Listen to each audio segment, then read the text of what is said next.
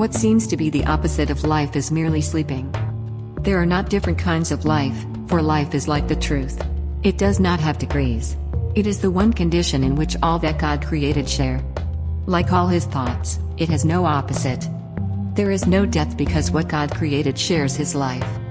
There is no death because an opposite to God does not exist.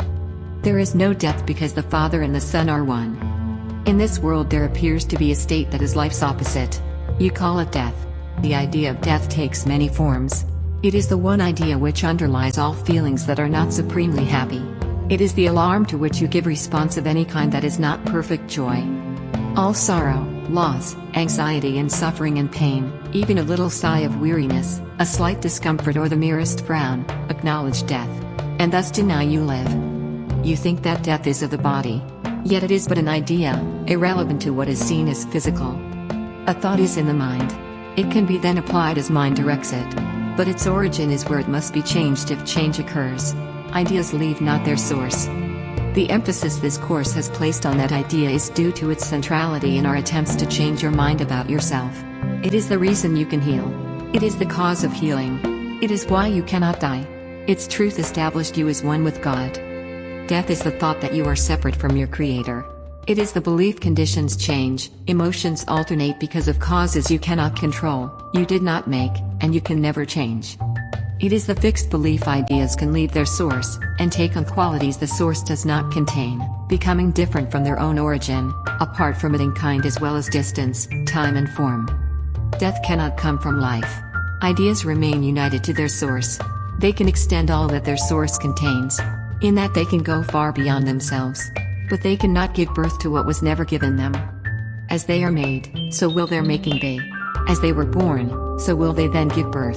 And where they come from, there will they return. The mind can think it sleeps, but that is all. It cannot change what is its waking state.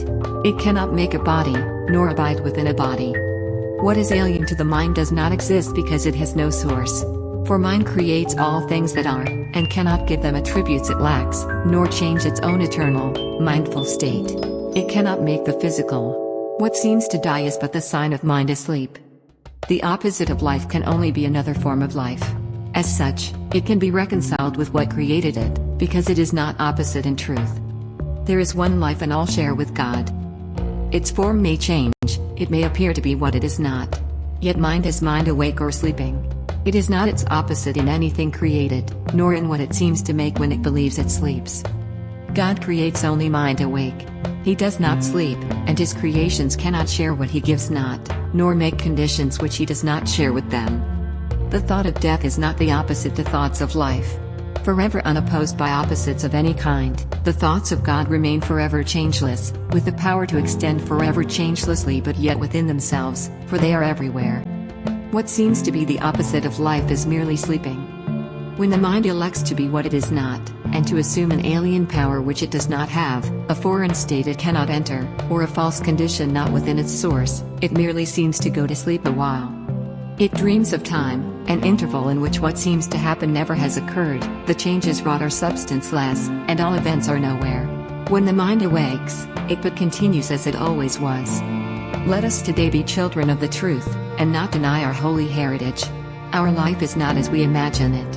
Who changes life because he shuts his eyes, or makes himself what he is not because he sleeps and sees and dreams an opposite to what he is. We will not ask for death in any form today. Nor will we let imagined opposites to life abide even an instant where the thought of life eternal has been set by God himself. His holy home we strive to keep today as he established it, and wills it be forever and forever. He is Lord of what we think today. And in his thoughts, which have no opposite, we understand there is one life, and that we share with him, with all creation, with their thoughts as well, whom he created in a unity of life that cannot separate in death and leave the source of life from where it came. We share life because we have one source, a source from which perfection comes to us, remaining always in the holy minds which he created perfect. As we were, so are we now and will forever be. A sleeping mind must waken as it sees its own perfection mirroring the Lord of life so perfectly it fades into what is reflected there. And now it is no more a mere reflection.